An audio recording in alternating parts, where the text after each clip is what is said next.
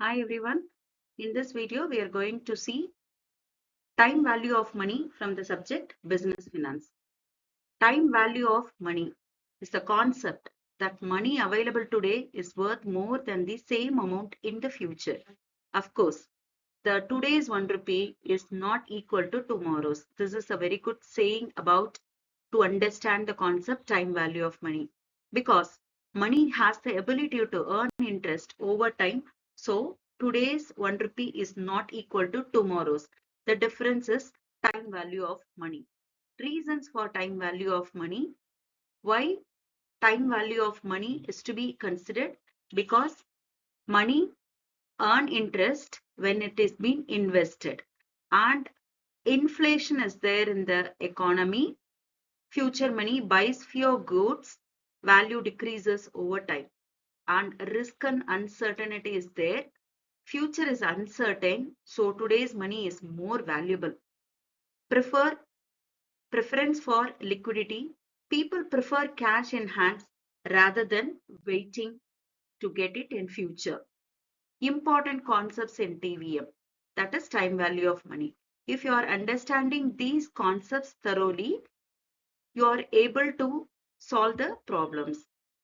Present value, then future value, then discounting, compounding, annuity. Present value is nothing but finding the value of future money in today's term is called present value, for which the formula is available. Present value is equal to future value divided by 1 plus r to the power of n. Future value, in the same way, we are going to find the future value of the money which we are having now. So the formula for finding the future value is present value into 1 plus r to the power of n. The concept discounting is the process to find the present value of future cash flow. And compounding is the concept in which it is actually the process of finding the future value of present money. And annuity is nothing but an equal payments made at regular intervals. There are various types of annuity. One is ordinary annuity, which means the payments at the end of each period.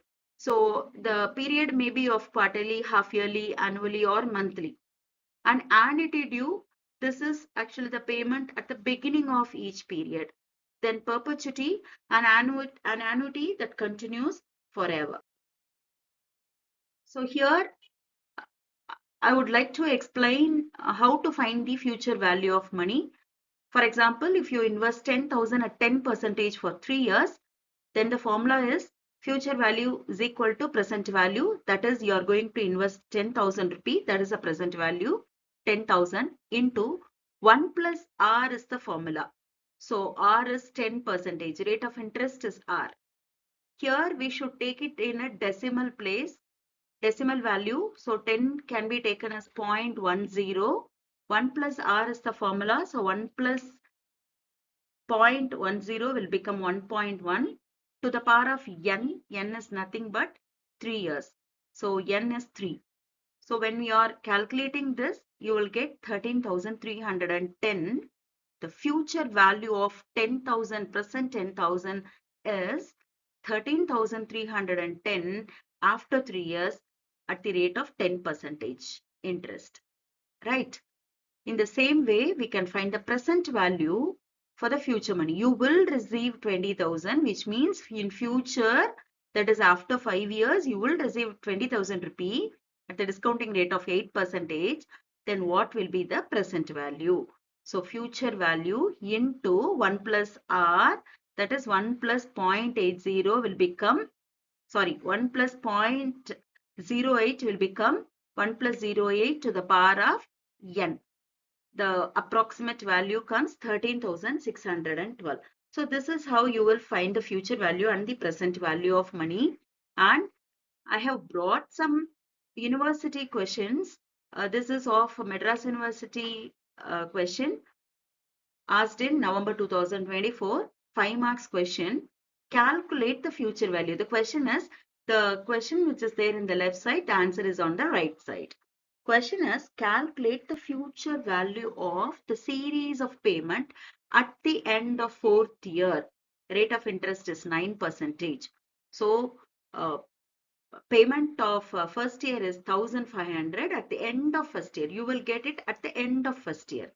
So when you are getting it at the end of first year, the future value after fourth year, the compounding period will become 3 years. So at the end of second year, you will get 3000 is the payment.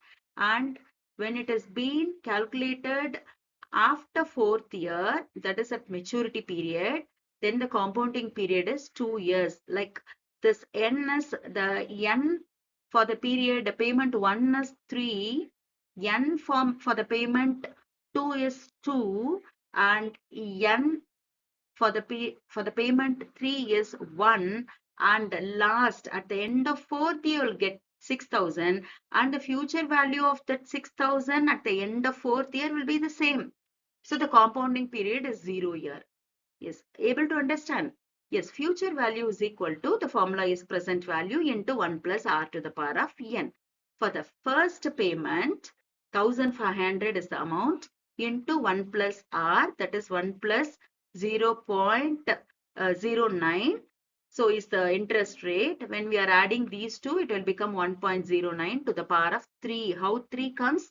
N is 3 for the first payment because it is going to be received at the end of the first year. So the remaining period is 3. That is the compounding period, right? Then future value for the payment 2 is 3000 into 1.09 to the power of 2 will become 3564.30. And for the payment 3 and for the payment 4. So after finding all these, add everything. That is going to be your future value of money, that is 16,411.84. So this is again another question asked in April 2024 exam. So same question, only the values been changed. Like here the payment at the beginning of fifth year and rate of interest is 12%. So payment, first payment, second payment, third payment, fourth payment, and fifth payment is given, and 3000 at the end of first year, 6000 at the end of second year. So here you must understand how to find N for the payment 1. So N for the payment 1 is end of first year. So totally 5 years. The remaining 4 years are there. That is going to be a compounding period. That is N is equal to 4. And for payment 2, N is equal to 3. For payment 3 is N is equal to 2. And payment 4 is N is equal to 1. And the last one, payment fifth year is compounding period is 0. So the same value we will get, right? Yes. So you substitute the values into the formula and get answers, add everything together, you will get 52,879 is the answer for this question. And these two are the 5